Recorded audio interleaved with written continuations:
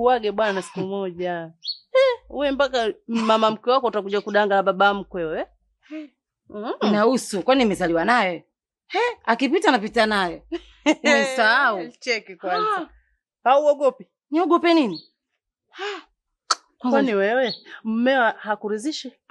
Hebu achana na hayo kwanza. Mimi ngoja niondoke zangu. Na unanitibua tu hapa. Mimi na kumama mazuri naletea upumbavu na ondoka.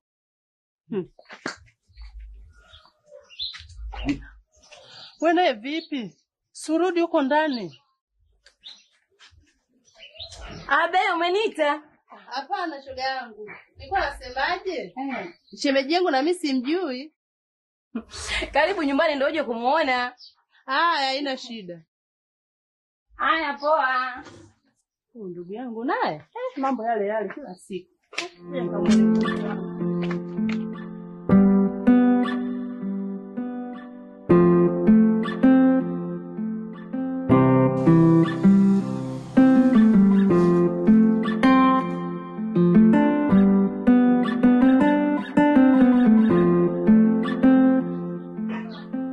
Sasa shemeji. Salama shemeji, karibu. Asante sana. Kwema? Kwema. Ndio. Shemeji basi tumekuja, tulikuwa tuna shida na ndugu yetu kidogo. Sasa mbona anaumwa shemeji? Hamna, kuna sehemu tutaenda naye tu mara moja tutamrudisha.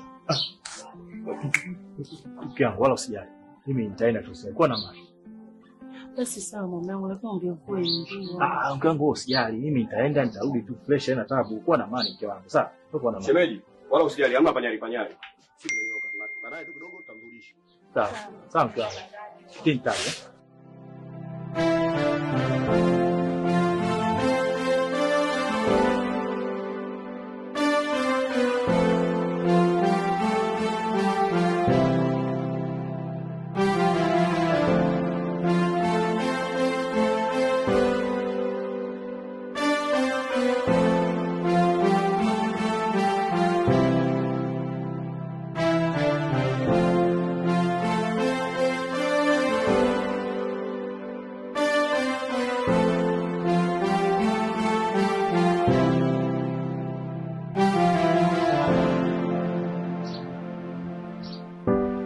Ila jamani, ndugu zanguni, kumbukeni mimi nina familia.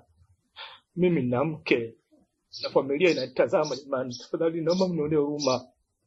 Alafu mimi ni mwanamama mwenzenu, mnanizalilisha, mnanikosea ndugu zangu. Naomba jamani, mnisamehe kwa yote ambayo nimefanya. Niko chini ndugu yenu. Naomba jamani tafadhali, mimi sura yangu utaweka wapi mimi? Mimi nitatazamwa vipi mimi na familia yangu? Mke wangu ataniangalia vipi? Sasa nini jamani, naomba msamehe. Nisameheni jamani. Wewe si ndo bingwa kutembea na wake za watu?